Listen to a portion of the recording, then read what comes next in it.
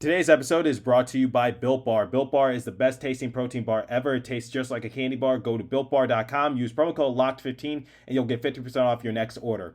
Okay, Nico Daws didn't have the best of outings against Vancouver Canucks, but can we fully place the blame onto his shoulders? New Jersey Devils unfortunately snapped their 12-game win streak against Vancouver Canucks, and they also assisted in helping extend JT Miller's point streak. And how can this affect the New Jersey Devils come the trade deadline, especially with them eyeing a couple players on the Vancouver Canucks roster? Well, we have a lot to discuss in this episode. Buckle up.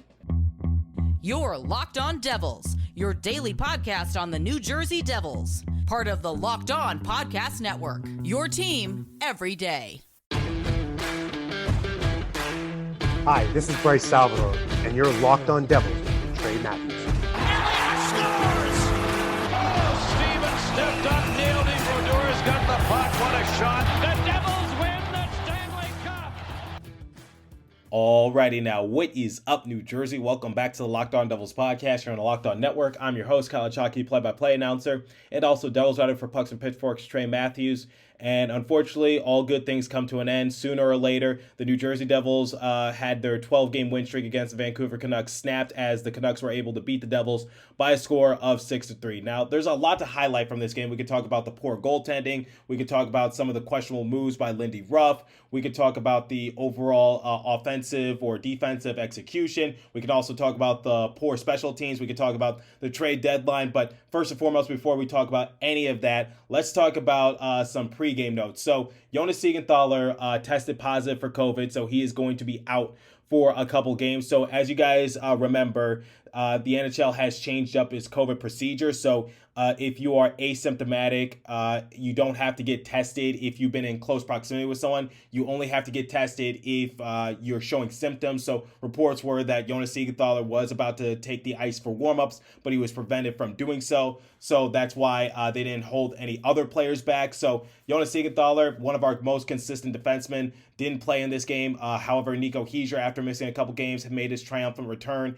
And I think just losing Jonas Siegenthaler, that also could have hurt us on the defensive side of things, because despite him not providing much offense, he does provide a lot of defense. And here's another thing that I want to highlight, and this is an interesting fact, courtesy of Amanda Stein. The only New Jersey Devil to have played in all 60 games so far is Dawson Mercer. So every other player has missed at least one game, whether it's an injury, COVID-related issue, healthy scratch, whatever the case might be. So Dawson Mercer is the only New Jersey Devil to have played in all 60 games so far. So knock on wood. So that means we have 22 games remaining in the regular season. So like I said, Dawson Mercer, knock on wood, he might be the only Devil to actually reach the 82 game mark without much issue, whether it's COVID, injury, healthy scratch, or whatever circumstance might land it his way. So there's your pregame notes. Nico Hischier returned, Jonas Siegenthaler is out, and it's just one of those frustrating things that the Devils have continued to face with. I get it, it's been an issue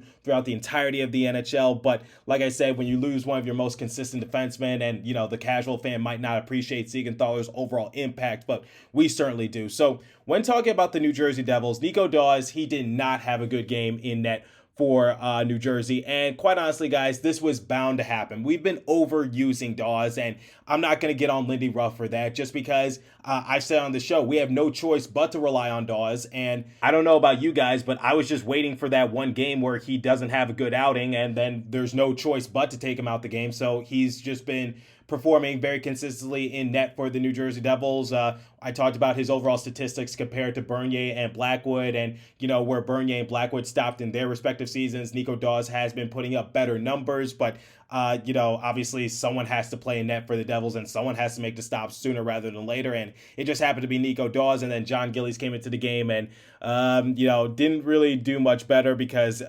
John Gillies sometimes looks like a deer in headlights when he's trying to make saves. So when talking about Nico Daws, we could talk about some of the goals he led up, and I think the one issue that I had for Nico Daws was just poor rebound control. So when Hunt scored the first goal of the game for the Vancouver Canucks, it looked like that Nico Dawes had the puck in his sight, and they even said on the Vancouver Canucks broadcast that Hunt did not have that best of angle, and he just got lucky, and it just went right past Nico Dawes, and he just lost it. And then when we're looking at the second goal of the game scored by the Vancouver Canucks, it looked like that Dawes had the puck, and I think he thought he had the puck as well, but unfortunately they were able to bat it on down, and it just hit the back of the netting, and it's 2-0 Vancouver. So it's just one of those things where, Nico Dawes is young, he's going to make mistakes like that, and I'm sure there's a few more goals that he would like back, but at the end of the day, it's just part of the learning curve for a young goalie like Dawes. And like I said, guys, this was just bound to happen, and John Gillies came into the game. He saw 10 shots. He was able to make 8 saves, but the 2 goals that he let up, they were pretty ugly. And one of the things I have with John Gillies is that, every time he's trying to make a save, it looks like he's trying to cover his face because he's scared out there. Like one time when the Vancouver Canucks were on a partial breakaway and this resulted in a Canucks goal, I was just like, you don't cover your face. Don't look like a deer in headlights. And maybe I can't see his facial expressions, because, he's wearing a mask. But at the same time, it's just like, I can tell it from his body language that he's stiff, that he doesn't look confident in himself. So I don't know what's going to happen with John Gillies come the end of the year, but I don't anticipate him being back in a Devils uniform, but that's for an episode for another time. And now here's the thing that the Devils have to do. They have to play the Calgary Flames today when this episode goes live. So it's just like, we don't really have much time to rest. So we got to figure things out right now. So in terms of starting goalie for that game, it's just like, do you put back in Nico Dawes after he just had a bad outing against the Vancouver Canucks, or do you roll the dice on John Gillies? It looks like the most obvious answer is going to be John Gillies because Nico Dawes didn't have a good outing against the Canucks. And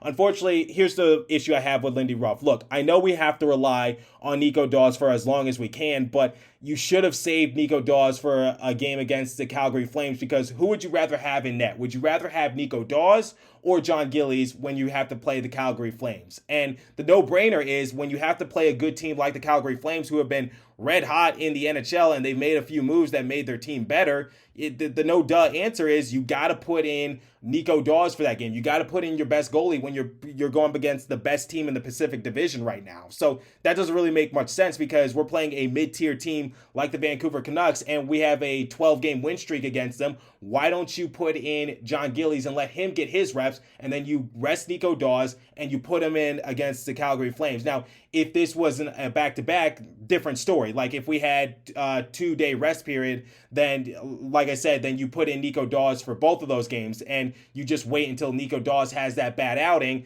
and then you're able to just go from there. But for right now, for back-to-back, if you're Lindy Ruff, you have to plan that out a little bit better based on my perspective. So it's just like, put in Nico Dawes against the Calgary Flames because that is by far the better team out in the Pacific.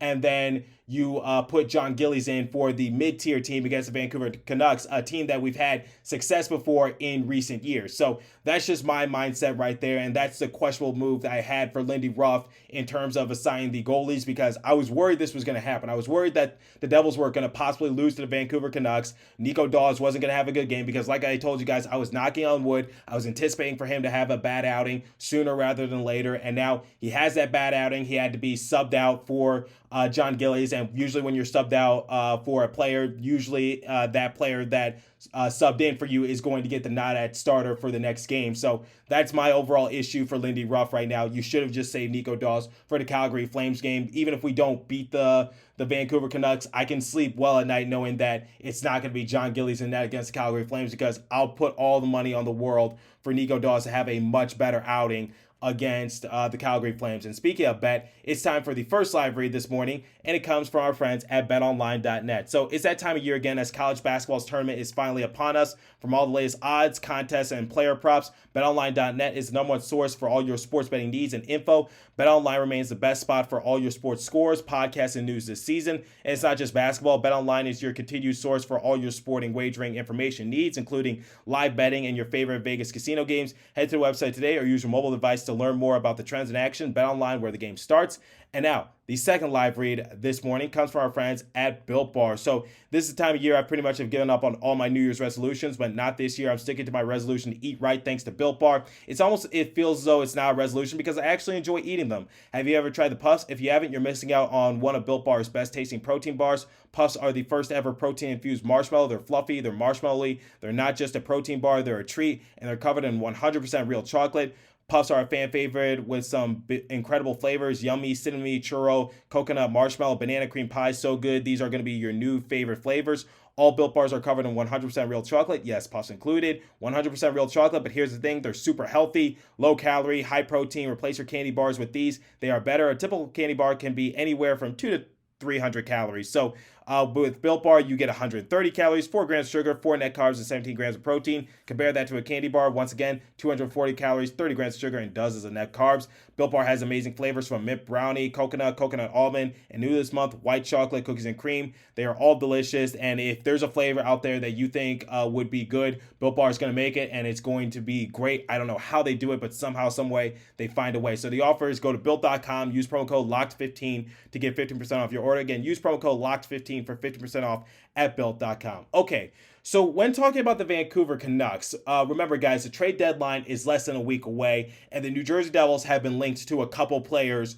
on the Vancouver Canucks, particularly with Connor Garland and Brock Besser. If you guys recall, in the last episode, I brought in Matthew Zader. He writes for the hockey writers covering the Canucks. He's a credentialed writer, so he's around the team, more frequently than others. And we were just basically talking about trade situations that could potentially happen between the Canucks and the Devils. And the problem is that, you got the Vancouver Canucks just upping the trade value on some of their players, because if you guys recall, one of the things that Matthew said in the last episode, he said that JT Miller is, available to be traded for. Now, the Devils are not linked to Miller, but Miller was able to have a good outing this game, and that ups his trade value. Now, Pavel Zacha got hurt in this game. He played less than a minute, and he instantly had to go to the locker room, and then it was later reported in the game that he would not be returning, and that's not going to help his trade value, especially playing against the Vancouver Canucks, which could potentially be his new home. And in general, that's not going to help his trade stock. So the Vancouver Canucks can see this and just say, yeah, I think we're going to pass on Pavel Zacha, and we're going to pass on any players on your organization, because they're just not going to be a good fit for us. Another player that Matthew talked about was Ty Smith. Ty Smith didn't really do anything in this game. He had a plus-minus, a -1, but then again, I'm not really going to blame anything on Ty Smith, just because the team didn't really have a good outing, with the exception of Ryan Graves. None of our defensemen really stepped up, including Dougie Hamilton. So the problem I'm having with the Devils this time around against Vancouver Canucks, especially losing that badly, you're not doing yourself any favors when your players put up that piss poor of an effort against a team that you're trying to, negotiate with, and a team that you're trying to get a couple players, and you're trying to get Brock Besser, you're trying to maybe get Connor Garland. Obviously, we've talked about Quinn Hughes. That's not going to happen. We've talked about Demko. Certainly not going to happen, but still fun to talk about. But digressing a little bit, this was just not a good outing for the New Jersey Devils, and this does not help their overall trade value. So one of the things that the Devils need to do if they're serious about trading Pavel Zacha is that they better hope and pray that Pavel Zacha is not out for an extended period of time. The fact that he did not return to this game, I just really hope that's not a sign for bad things to come, because no one is going to want to take a chance on Pavel Zacha, someone whose production is not all that good, and someone who's going to be injured. No one is going to take a chance on that, and we don't really have that many assets to trade away, if you guys know what I'm saying. So obviously we got Andreas Janssen, we got Jimmy Vesey, we got PK Subban, we got Pavel Zacha. He seems like to be the big one. We got Damon Severson, but at the same time, when your team is not putting up that good of an effort, that's not going to do you any favors come to trade deadline. Now, I'm sure the players on the Devils roster couldn't care less, because no one really wants to be traded, but I'm sure the front office wants to trade some of those players. So it's just like, I'm not going to say the players need to play better, just because I'm sure none of them want to get traded.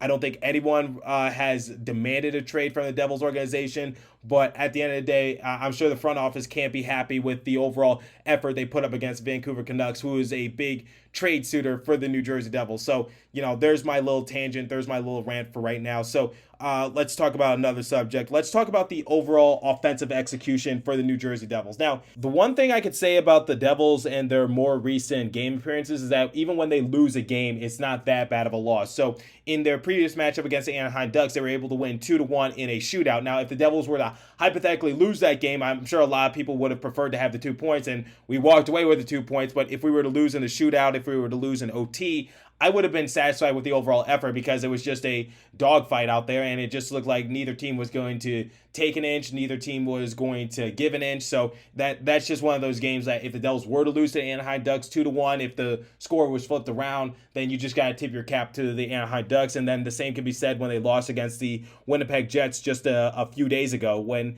they lost to them 2-1. You know, what was the one thing I said? I said the Devils actually put up a pretty decent fight. Unfortunately, Comrie was just on one. Looks like he was out for revenge. He wanted revenge on the New Jersey Devils for releasing him. So he was just trying to make a statement victory against the Devils. And you got to tip your cap to him because he put out a pretty decent effort. And then we were able to beat the best team in the NHL, the Colorado Avalanche, 5-3. And we made them blow what? Like a 3-0 lead. So there's really nothing you could complain in that overall aspect. Now, when we're looking at the Vancouver Canucks game, the Devils were able to score 3 goals, and they were able to get some production from some of their big-time players, including Jack Hughes. He was able to get a goal this game on an assist from who else? Jesper Bratt. And then you look at Sharangovich. He was able to get a couple assists this game, so you love the overall impact of what Sharangovich has been able to do the last few games. So the one thing I always try to do is I try to look at the positive aspect, even if we lose a game. So this game was by far an ugly game as far as I can remember in their more recent game appearances because, like I told you guys, I just repeated some of their last few game scores. And when we're looking at the Anaheim Ducks, we won 2-1. When we're looking at the Winnipeg Jets, we lost 2-1. Colorado Avalanche, we beat them 5-3. St. Louis Blues, we beat them in OT 3-2, and then you look back at the Rangers, we lost 3-1. Then the Blue Jackets 4-3, and then Devils were able to beat the Canucks back in February 7-2, and then Blackhawks 8-5. So the Devils are still one of the more red hot offensive teams. Despite losing 6-3, they were able to get some solid production on the offensive side of things. Ryan Graves was able to get a goal thanks to a great assist from Sharangovich, and then Nathan Bastian, great effort as well. And here's another thing that I want to talk about, and I have a question for Lindy Ruff. At one point during the game, Mikey McLeod and Nathan Bastian, their respective line, was getting more reps out there than usual, and I don't really understand that mentality. Now, albeit, the starters were able to get their reps. So Jack Hughes was able to get 20 minutes on the rink. Jesper Bratt was able to get 21. Dougie Hamilton got 23, and that led the team. But my overall question was, I don't understand why Lindy Ruff was rolling with Mikey McLeod's line for so long. It didn't really make much sense. I know the Vancouver Canucks are a mid-tier team, but just I don't know, that long of a rep out there on the rink just didn't really make much sense to me. But maybe he was just trying to give the starters a rest and just trying to make them just take it easy because, like I said, we're going to be playing a back-to-back. We're going to be playing the second night of a back-to-back against the Calgary Flames. So I guess he just wanted to just save the starters' energy and just not expend them so much in this respective game. But I was a little confused in that regards, but that's my opinion. I just think that he was just trying to not overwork the starters so that way our star players are still ready to go against the Calgary Flames because we're going to need all hands on deck for that matchup, and not having Siegenthaler, that's going to hurt us a little bit. But overall, the offensive execution was kind of there for the New Jersey Devils. They were able to creep back in. At one point, they were trailing by just a single goal going into the third period. They were down 4-3. Jack Hughes was able to tie it 2-2, and then unfortunately in period number 3, and thanks to John Gillies not able to do us any favors in net, the Vancouver Canucks were able to strike within the first 90 seconds of period number 3, and then they got the dagger goal that put them up 6-3, and basically it was over by then. The Devils, they didn't amount to comeback. They didn't score for the rest of the game. So ultimately the offense was there when it needed to be, but in terms of just trying to tie it back up in period number 3 and potentially close it out, just wasn't there. But I'm not really going to blame the offense in that regard. Special teams was terrible because we got 3 power play opportunities. At one point we had a 4-minute power play, and somehow, some way, we were able to still give up a short-handed goal. That's unacceptable. That cannot happen. That kind of pissed me off, I'm not going to lie. So the overall effort from the New Jersey Devils in some aspects was there, and in other ways it wasn't. So Just not a good outing against the Vancouver Canucks. In my opinion, I think they just slept on the overall effort that Vancouver could potentially bring. But it's just one of those games where you just got to take it with a grain of salt, and hopefully we can just put up a better outing against the Calgary Flames. But if John Gillies is in net, I'm a little worried. So we'll see what happens, but luckily we'll find out in a few hours. So before we continue, I want to give you guys the third and final live read this morning. It comes from a new sponsor, Athletic Greens. So what is Athletic Greens, you might be asking? Well, it's a product that I use literally every day. I started taking Athletic Greens because I want my body to be a little healthier. I just want to treat it more like a temple. I just need to give myself some energy, and it just gives me all that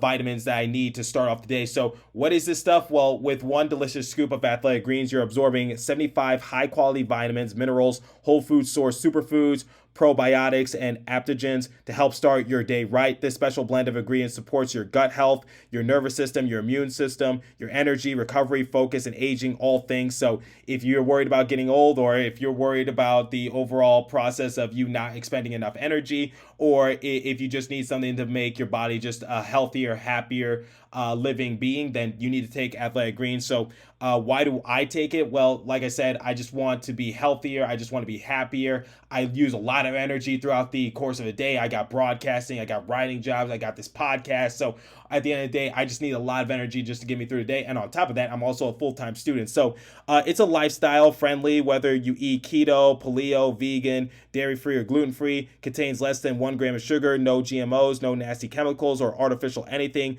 while still tasting good, supports better sleep quality and recovery, supports mental clarity and alertness. It's one of those things with the best things. Athletic Greens uses the best of best products based on the latest science with constant product iterations and third-party testing. So right now, it's time to reclaim your health and arm your immune system with convenient daily nutrition, especially heading into the cold and flu season. So it's just one scoop in a cup of water every day. That's it. No need for a million different pills and supplements to look out for your health. To make it easy, Athletic Greens is going to give you free 1-year supply of immune-supporting vitamin D and 5 free travel packs with your first purchase. All you have to do is visit athleticgreens.com/NHL Network. Again, that is athleticgreens.com/NHL Network to take ownership over your health and pick up the ultimate daily nutritional insurance.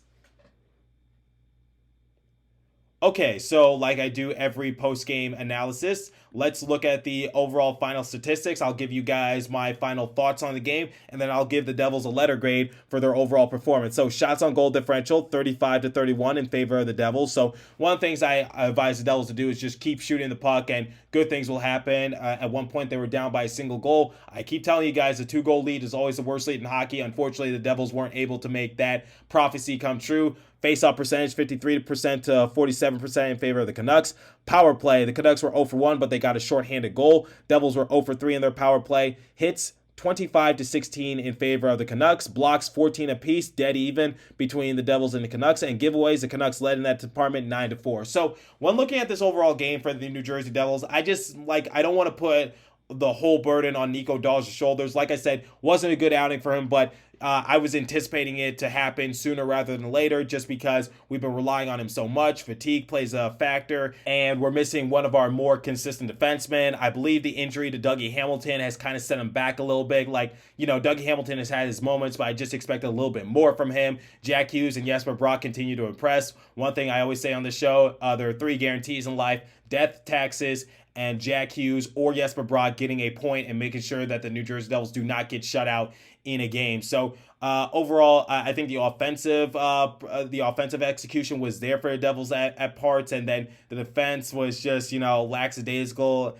and the special teams kind of failed us. Goaltending kind of failed us. So I'm going to give the New Jersey Devils a C- for this overall effort because, like I said, some parts went well for the New Jersey Devils. They got off to a slow start, and I'm not trying to put all the blame on Nico Dahl, just based on the whole narrative that I told you guys, saying that we're relying on him a lot. He's been playing in a lot of games. He had no intention of being the starting goalie, but here we are, and it was bound to happen that he was going to have a bad game. So I'm going to give the New Jersey Devils a C-. I'll cut him a break this time around, but hopefully they put up a better outing against the Calgary Flames. So that's my overall thoughts on the game. So let me know what you guys think. What did you think about the overall effort from the New Jersey Devils? Do you expect better from Nico Daws, who will be the starting goalie against the Calgary Flames. I'm curious to hear your guys' thoughts, so hit me up on my personal Twitter page at TreyMatt4. Also hit up the show's Twitter page at Locked On Devils and leave a comment down below if you are listening to this on YouTube. As for today's episode, that's all the time I have for you guys today, so continue to stay safe. Have a wonderful day, New Jersey. Thanks for listening, and go Devils, and I will catch you guys in the next episode. Thanks for listening once again.